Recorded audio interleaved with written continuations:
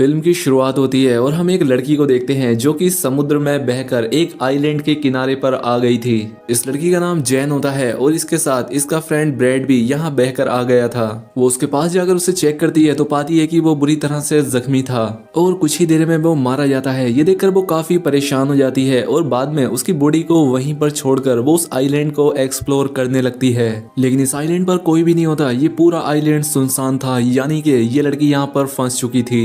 इसके बाद जब वो आइलैंड में अंदर जाती है तो उसे एक जगह पर एक थैला मिलता है जिसके अंदर उसे एक लेडीज का पर्स और कुछ बच्चों का सामान मिलता है। यहाँ उसे एक मेडिसिन भी मिलती है जिसमें 1994 की डेट लिखी हुई थी, जिससे जैन को समझ आता है कि बहुत सालों पहले शायद यहाँ कोई आया था। उसे इस सामान में माचिस भी मिलती है, उसे वो अपने पास रख लेती है और वापस समंदर के किनारे आती है। उसे वहां पर गिरा हुआ एक बड़ा सा खोखला पेड़ दिखता है। ये देखकर जैन को आइडिया आता है कि रात में वो अपनी सेफ्टी के लिए इसे सोने के लिए यूज कर सकती है। खैर अब यहाँ पर जैन अपनी पहली रात गुजारती है और सुबह होने पर उठकर वो देखती है कि समंदर के किनारे कई सारी मछलियां बहकर आ गई थी। उसमें एक छोटी शार्क भी थी जिसका आधा शरीर खाया हुआ था। वो यहाँ से अपने खाने के लिए कुछ मछलियां ले लेती है। तभी जैन की नजर एक जगह पर जाती है जहाँ पर कि 3 लोगों की कब्र थी। ये देखकर जैन अपने दोस्त के लिए भी एक ग्रेव खोदती है क्योंकि उसके दोस्त की बॉडी सड़ने लगी थी। खैर अब अगले दिन जैन जब आइलैंड का चक्कर लगा रही होती है तो वो देखती है कि किसी ने उसके दोस्त की बॉडी को निकालकर आधा खा लिया है। ये देखकर जैन काफी घबरा जाती है। उसे कुछ समझ नहीं आता कि आखिर ये किसने किया होगा। उसे लगता है कि जरूर ये काम किसी जानवर का है जो कि इस आइलैंड पर रहता होगा, इसीलिए वो एक लकड़ी को नोकीला करती है और अपने लिए एक हथियार बनाती है। इसके बाद वो आइलैंड के बाहर बैठकर उस जानवर का इंतजार करने लगती है।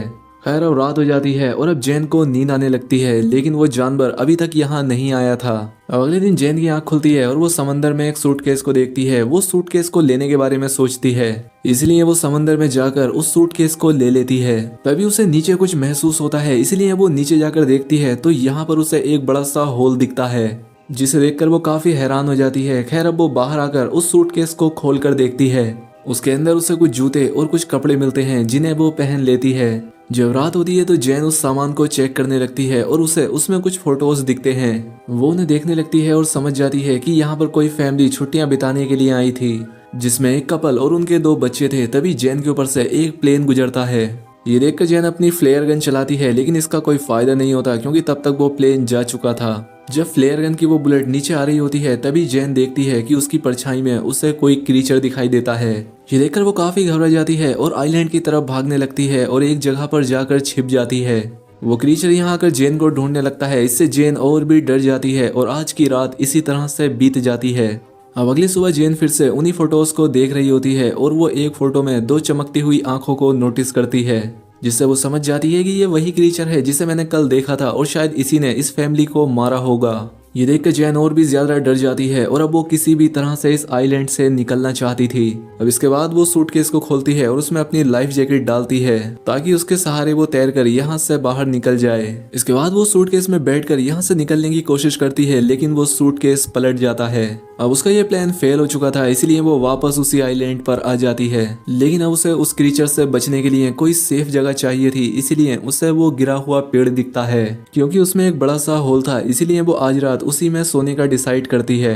खैर अब जब रात होती है तो वो क्रीचर फिर से यहाँ आता है और उसे ये भी पता लग जाता है कि जैन उस पेड़ के होल में छिपी हुई है। इसीलिए वो क्रीचर उस पेड़ को तोड़ने की कोशिश करता है, लेकिन वो ऐसा नहीं कर पाता और थक हार कर वापस चला जाता है।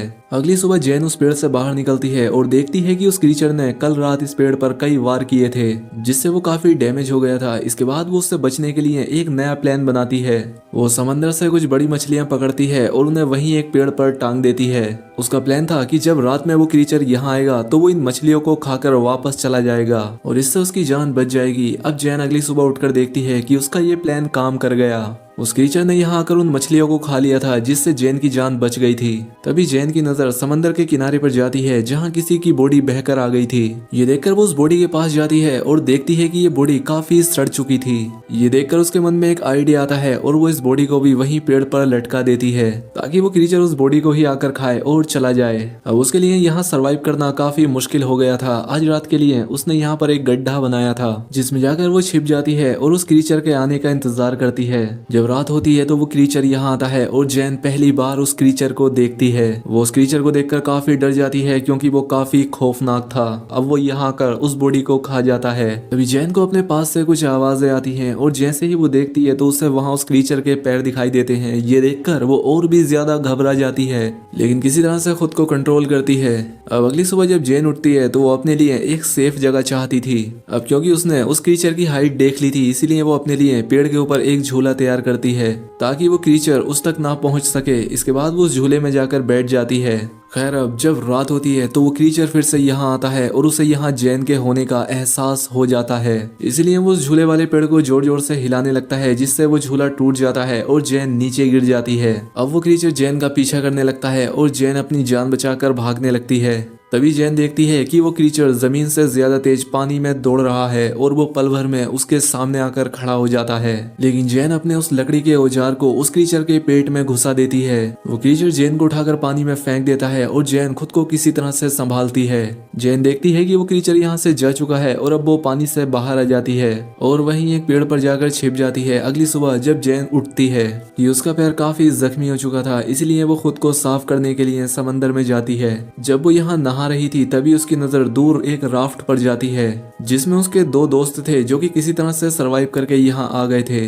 उनका नाम लूकस और मिया होता है। इन्हें देखकर जैन काफी खुश होती है। अब ये जैन के पास आकर बैठ जाते हैं और जैन उन्हें खाने के लिए कुछ मछलियां देती है। वो यहाँ पर इन्हें उस क्रीचर के बारे में बताती है। वो कहती है कि हमें जल्द से जल्द यहाँ से निकलना होगा क्योंकि मैं यहाँ पिछले 7 दिनों से फंसी हुई हूँ। लेकिन लूकस और मिया उसकी बातों पर विश्वास नहीं करते। उन्हें लगता है ये झूठ बोल रही है। वो कहते हैं कि हम पिछले 5 दिनों से समंदर में भटक रहे थे और अब जाकर हमें ये आइलैंड मिला है। ये दोनों यहाँ से नहीं जाना चाहते थे।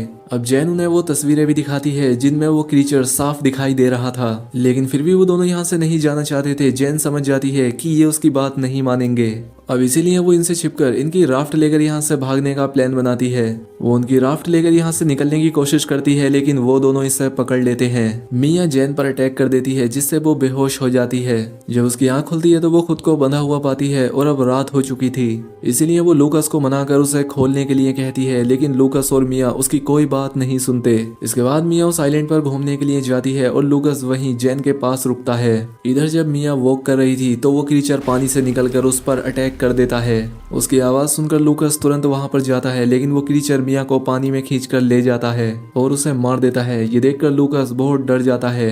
वो डर कर एक पेड़ पर चढ़ जाता है। अब सुबह हो जाती है लेकिन लूकस उस पेड़ से नीचे नहीं आता। अब उसे जैन की बात समझ आ चुकी थी। जैन उससे कहती है कि देखो वो क्रीचर सिर्फ रात में आता है, वो दिन में बाहर नहीं निकलता। ये बात सुनकर लूकस पेड़ से नीचे आता है। अब जैन लूकस से कहती है कि हमें जल्द से जल्द इस आइलैंड से निकलना होगा। अब लूकस उसकी बात मानने के लिए तैयार था। अब ये लोग कुछ मछलियाँ और कुछ नारियल अपने साथ ले लेते हैं। वो अपने सभी सर्वाइव करने के सामान को रख लेते हैं। यहाँ पर लूकस काफी डरा हुआ था। जैन उसे समझाती है कि वो क्रीचर सिर्फ रात में अटैक करता है और जब तक रात होगी हम इस आइलैंड से काफी दूर जा चुके होंगे। इसके बाद जैन जाकर उस क्राफ्ट में बैठ जाती है जहाँ पर उसे कुछ खून बिखरा हुआ दिखाई देता है, जहाँ पर वो समझ जाती है कि इन पिछले 5 दिनों में इन दोनों ने सरवाइव करने के लिए जरूर किसी अपने इंसानी साथी को मारकर खाया होगा। खैर अभी लोग जैसे ही अपनी क्राफ्ट से यहाँ से निकलने लगते हैं, लूकस को पानी में वही क्रीचर दिखाई देता है। ये देखकर ये दोनों काफी घबरा जाते हैं और उस क्राफ्ट को चारों तरफ से ढक लेते हैं। लेकिन तभी वो क्रीचर उनकी क्राफ्ट में घुसकर उन पर अटैक कर देता है। ये देखकर लूकस उस फ्लेयर गन से उस पर अटैक करता है, लेकिन वो क्रीचर जैन को पकड़कर अपने साथ ले जाता है। जैन के पास एक नाइफ था जिसे निकालकर वो उस क्रीचर पर कई बार अटैक करती है। लेकिन तभी लूकस भी जैन को बचाने के लिए पानी में आ जाता है। ये देखकर वो क्रीचर जैन को छोड़ देता है और लूकस को पकड़ लेता है। वो उसे लेकर अपने उस बड़े से होल में चला जाता है। ये देखकर जैन किसी तरह से तैरकर फिर से उसी आइलैंड पर पहुंच जाती है। जैन को लूकस की मौत का काफी दुख होता है, इसीलिए वो उस क्रीचर का सामना करने का डिसाइड करती है।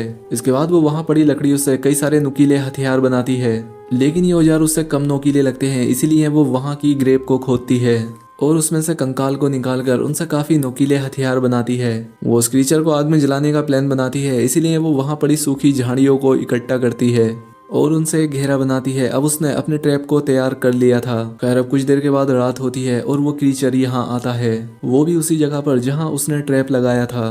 तभी जैन यहाँ झाड़ियों में आग लगा देती है, जिससे वो क्रीचर आग में फंस जाता है। और अब जैन अपने उन नोकीले हथियारों से उस क्रीचर पर अटैक करने लगती है, जिससे वो क्रीचर काफी घायल हो जाता है। लेकिन अब वो जैन को पकड़ लेता है, लेकिन जैन उस पर अटैक करके भागने लगती है। तभी वो क्रीचर उसके सामने आ जाता है, लेकिन अब वो काफी जख्मी हो चुका था, इसीलिए वो वहीं पर गिर जाता है। ये देखकर जैन उस पर बहुत सारे स्टेप करती है और बाद में उसका गला काट देती है। इसके बाद अब हम देखते हैं जहां जैन ने आग लगाई थी उससे पूरा आइलैंड जलने लगा था। यानी कि अब इतनी बड़ी आग को देखकर कोई ना कोई जैन को बचाने के लिए यहाँ जरूर आ जाएगा, इसलिए जैन ने ऐसा किया था। और अब इसी के साथ ये मूवी यहाँ पर खत्म हो जाती है। दोस्तों, अगर वीडियो अच्छी लगी हो तो वीडियो को लाइक और कमेंट करके जरूर बताएं। साथ ही चैनल पर पहली बार आए हैं तो चैनल को सब्सक्राइब भी कर ले। मिलते हैं हमारी अगली वीडियो में।